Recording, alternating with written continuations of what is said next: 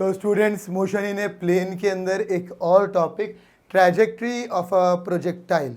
मतलब ये टॉपिक कैसा है बच्चों? मान लीजिए आपके सामने कोई एक छोटा सा लड़का है, वो ठहरा एक पॉइंट पे और वो एक पत्थर को थ्रो करा एक एंगल बना के। तो अब वो जो पत्थर है अपनी आत्मकथा सुना लेते हुए जा रहा कि उन्हें कैसे कैसे पॉइंटों से पास हुआ और कौन सी ट्रैजेक्टरी, उसकी फ्लाइट कैसे टाइप करेंगे। आप खुद भी इमेजिनेशन कर सकते हैं। कोई भी बच्चा आपके सामने खेल रहा अगर और उन्हें पत्थर उठा के फेंक दिया तो पत्थर का डायरेक्शन, ट्रैजेक्टरी कैसी होंगी, उसकी फ्लाइट कैसी होंगी बच्चों, ध्यान देना। मान लीजिए कि ये पॉइंट ऑफ प्रोजेक्शन है ओ, यहाँ पर से पत्थर को थ्रो किया गया एक स्पीड v और u से, स्पीड u से। तो वो जो पत्थर का मोशन है, जो फ्लाइट रहेगा ये टाइप की रहेगी, वो पैराबोलिक रहेगी।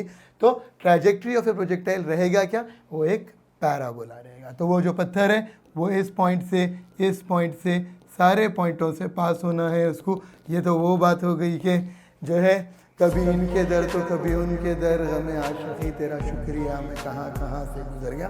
तो ये पत्थर बोलने वाला है कि अब मैं कहाँ कहाँ से गुजर गया, तो कैसे कैसे पॉइंटों से ये पत्थर गुजर गया। तो नहीं हो बच्चों, थोड़ा सा ध्यान देना। ये एक क्लासिकल मैकेनिक्स के हिसाब से जब भी कोई फोर्स, कोई स्पीड, कोई मास अगर ग्राउंड से एंगल बनाता तब उसका इफेक्ट दो हिस्सों में तोड़ जाता, u cos theta along horizontal and vertical u sin theta. तो दो पार्ट से कब होने वाला है ये? जब कोई फोर्स, कोई स्पीड, कोई मास अगर एंगल बना रहा ग्राउंड से तो उसका इफेक्ट दो हिस्सों में टूट जाएगा, यहाँ पर भी थोड़ा।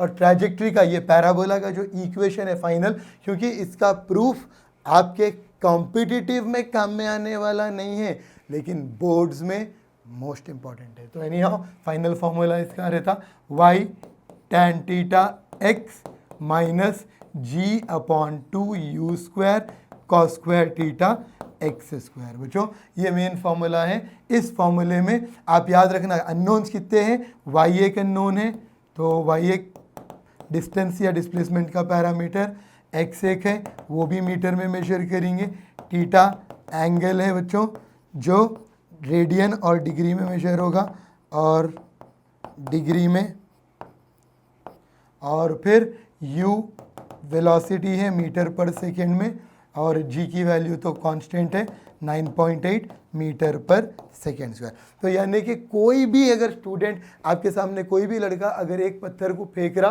तो पत्थर की जर्नी ऐसी रहेगी और आपके दिमाग में बत्ती जल जाना इस इक्वेशन की, ये इक्वेशन की आपके माइंड में बत्ती जल जाना, y = tan theta x minus g/2u square cos square theta x। जब तक ये फॉर्मूलाज नहीं याद करेंगे बच्चों, कंपटीशन क्रैक करना है तो भूल जाओ, क्योंकि कहीं ना कहीं तो मेहनत करना है और जो है हार्डवर्क करके तो घर वालों के पैसे बचा के अपने को सीट अच्छे कॉलेज में क्रैक करके एग्जाम को लेके आना है। तो वो क्रैक करने के लिए आप यानी कि इरादा करते, मेहनत करूँगा, अलार्म लगाते, जल्दी उठते, कई फंक्शंस में नहीं जाते, वो लेकिन एट लास्ट क्या होता, जब ये फॉर्मूलाज देखते अपन पढ़ते नहीं, उसको लाइट ले लेते, तो उससे क्या होता है ये सारी चीज़ें ख़राब आती। वैसे तो आगे आगे स्टोरी सुनाते जाऊँगा मैं, आप लोगों की साइकोलॉजी के बारे में जो गलतियाँ अपने से हो जाते वो नहीं करना, पहले से प्रिपेयर रहना, उसके ऊपर अपना बेस्ट देना बच्चों। तो इसलिए ये टॉपिक से हमको क्वेश्चंस अगर आ रहे तो फॉर्मूला उन्हें क्वेश्चन में मेंशन कर देता, कैसे टाइप के क्वेश्चंस देता उन्हें।